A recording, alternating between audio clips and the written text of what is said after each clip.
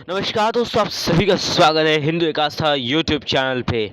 अब बात उत्तर प्रदेश की आगामी विधानसभा चुनाव 2022 की, क्योंकि अब मंच तैयार है और अब से कुछ ही दिन के बाद यूपी में पहले चरण का वोट डलेगा। लेकिन उसके पहले आज से ठीक एक हफ्ते पहले भारतीय जनता पार्टी ने अपनी पहली सूची जारी की। उसमें दो नाम खास थे। एक तो हमारे ही प्रयागराज की शिराधू विधानसभा सीट से हमारे डेप्यूटी सीएम केशव प्रसाद मौर्य जी का चुनाव लड़ना, जो कि मेरी खुद की जन्मभूमि और कर्मभूमि भी है। उस प्रयागराज की शिराधू विधानसभा सीट से केशव प्रसाद मौर्य जी चुनाव लड़ रहे हैं। और दूसरा सबसे बड़ा सीट जो तय हुई वो थी गोरखपुर सदर, गोरखपुर शहर। वहाँ से चुनाव लड़ रहे हैं बाबा योगी आदित्यनाथ। और बता दें, इसी गोरखपुर शहर में ही गोरक्षनाथ की वो मंदिर है, गोरक्षनाथ पीठ है, जिसके महंत हैं योगी आदित्यनाथ। मतलब गोरक्षपीठेश्वर का सीधा मुकाबला हो रहा गोरखपुर शहर में। तो इस पर काफ़ी चर्चाएं हुई और काफ़ी चर्चाओं में कुछ बातें साफ हो जाती हैं। पहले तो मैं बता दूं कि गोरक्षपीठ के महंत बाबा योगी के सामने, गोरखपुर शहर से योगी आदित्यनाथ के सामने, उन्हीं के पुराने साथी उपेंद्र कुशवाहा की पत्नी शभावती शुक्ला समाजवादी पार्टी के टिकट पे हैं। तो ये सीधा चुनाव सिर्फ योगी आदित्यनाथ जी के साख पे नहीं बल्कि गोरक्षनाथ पीठ के ऊपर भी अब आ गई है। अब इज्जत सिर्फ योगी आदित्यनाथ की गोरखपुर शहर में नहीं है, बल्कि अब गोरक्षनाथ पीठ का भी मुकाबला है। और ये सबको पता है कि गोरखपुर वही जीतेगा जिसके ऊपर मंदिर का आशीर्वाद होगा, जिसको गोरक्षनाथ आशीर्वाद देंगे। गोरक्षनाथ मठ या गोरक्षनाथ के महंत का आशीर्वाद। साफ है कि गोरखपुर वही जीतेगा जिसके ऊपर महंत का आशीर्वाद होगा। और सबको पता है कि वहाँ से कौन जीत सकता है। तो गोरखपुर में तो बात भी नहीं होती, क्योंकि कुछ बातें सामने आई और जिससे पता चला कि गोरखपुर शहर में योगी आदित्यनाथ का मुकाबला कोई नहीं कर सकता है, कि गोरखपुर तो वैसे भी कर रहा है योगी का।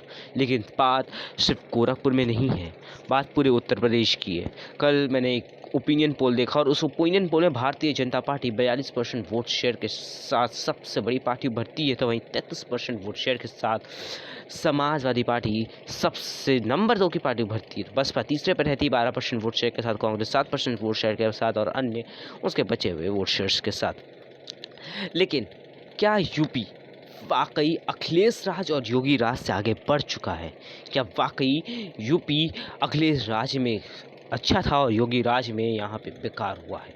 बात हर चीज़ पे होनी चाहिए, कानून व्यवस्था पे होनी चाहिए, लॉ एंड ऑर्डर पे होनी चाहिए। चलिए पहले आज हम सिर्फ लॉ एंड ऑर्डर पे बात करेंगे, कानून व्यवस्था पे बात करेंगे कि अखिलेश राज का लॉ एंड ऑर्डर, अखिलेश राज का कानून व्यवस्था अच्छा था या फिर बाबा का कानून व्यवस्था, लॉ एंड ऑर्डर। मेरे कुछ सवाल, बस एक कुछ सवाल कि यूपी सरकार, उत्तर प्रदेश सरकार 2017 में जब बदली, जब योगी इस सरकार के मुखिया बनते हैं, जब एक महंत इस सरकार का मुखिया बनता है, तो क्या कानून व्यवस्था उस किस्म की थी कि हम उसको बेस्ट लॉ एंड ऑर्डर बोल सकें? जब दंगाई अपराधी सरकार चला रहे थे, जब मुख्तार अंसारी, अतीक अहमद और आज़म खान जैसे माफिया सरकार चला रहे थे, जब आज़म खान की बहस को ढूंढने के लिए पूरा यूपी का पुलिस फोर्स लग गया था, क्या तब लॉ एंड ऑर्डर अच्छा था? या फिर अब जब मुख्तार अंसारी यूपी आना ही नहीं चाह रहा था, वो पंजाब में एक छोटे से मामले में इतने सालों से बंद था और उसको यूपी में योगी का खौफ चढ़ रहा था, तो बस मेरा एक ही कहना है कि यूपी में लॉ एंड ऑर्डर किसके थ्रू बह जाता? यूपी में याद है मुजफ्फरनगर का दंगा, यूपी में आए दिन दंगे होते थे और मुख्तार अंसारी, अतीक अहमद खुले जीप में रिवॉल्वर लेके बाहर निकलते थे, क्योंकि तब यूपी में अकलेश की सरकार थी। और आज यही मुख्तार अंसारी यूपी में आने से डरता है और यही अतीक अहमद यूपी से दूर है। और यूपी में पिछले 5 साल में एक भी दंगा नहीं होता है।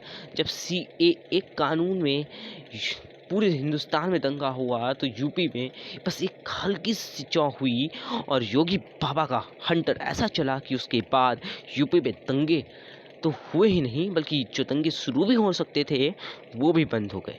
यूपी में उनके पोस्टर लगने लगे और उनका नाम भी लिखा जाने लगा। चेहरे, नाम, पोस्टर, ये सरकार बन गई। बुलडोज़र सरकार लोग उसको कह के चढ़ाते हैं, लेकिन यही बुलडोज़र सरकार अपराधियों के ऊपर खूब चढ़ रही है। चाहे वो अतीक अहमद हो, चाहे वो मुख्तार अंसारी हो। एक वक्त था कि जब मऊ में मुख्तार का खौफ था और एक ये वक्त है कि जब मुख्तार के दिल में योगी का खौफ आ गया है, उत्तर प्रदेश पुलिस का खौफ आ गया है।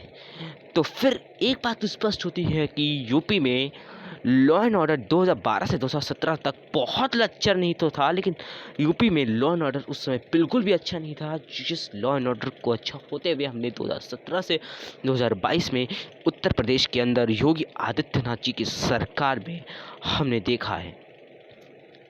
याद है कि जब विकास दुबे ने यूपी में कानपुर में 8 पुलिस वालों को मारा था, शहीद किया था, तब विपक्ष किस तरीके से योगी आदित्यनाथ के ऊपर चढ़ा था कि यूपी ब्राह्मण है विकास दुबे इसलिए उसका एनकाउंटर नहीं हो रहा है। लेकिन जब उसका एनकाउंटर होता है तो फिर अखिलेश सामने आके ये साफ करते हैं कि यूपी में एनकाउंटर नहीं हुआ, यूपी में गाड़ी नहीं पलटी है बल्कि योगी की सरकार पलट गई है। क्यों एनकाउंटर किया विकास दुबे का क्यों एनकाउंटर हुआ? तो पहले ये लोग जब विकास दुबे का एनकाउंटर नहीं हो रहा था सीधा सवाल कर रहे थे कि क्यों विकास दुबे का एनकाउंटर नहीं हो रहा, क्योंकि वो ब्राह्मण है। और जब वही काम करते हैं योगी आदित्यनाथ, जब एनकाउंटर होता तो कहते हैं एनकाउंटर क्यों हुआ? तो इनकी सीधी सीधी स्थिति यही है कि कुछ भी अच्छा देखना ही नहीं है, हमें हर वक्त सवाल खड़े करने हैं सरकार के ऊपर, हर वक्त हमें बस सरकार की कमियां ही दिखानी हैं। यूपी में कानून व्यवस्था के मामले में अगर मेरी राय ली जाए तो सिर्फ 10% अच्छी कानून व्यवस्था अखिलेश सरकार के दौरान थी, जो अब जाकर के 85% योगी सरकार में बेस्ट हुई है। 15% अभी मैं कहूँगा कि उतनी भी अच्छी कानून व्यवस्था लॉ एंड ऑर्डर योगी सरकार में भी नहीं हुई है, लेकिन योगी सरकार में अपराधी डर रहे हैं, दंगाई डर रहे हैं, और इसीलिए यूपी में 5 साल में एक भी दंगा नहीं हुआ। यूपी में जिस मुख्तार अंसारी, अतीक अहमद, आजम खान सरकार चलाते, जिस आजम खान की भैंस को ढूंढने के लिए पूरा यूपी की पुलिस फोर्स लगती थी, वो आजम खान आज भूमाफिया होकर जेल के अंदर बैठा हुआ है, और मुख्तार अंसारी यूपी आने से डर रहा था और पंजाब एक छोटे से मामले में जेल में बंद था, लेकिन वो आज यूपी की जेल में फिर से बंद है, और अतीक अहमद तो यूपी से दूर ही है।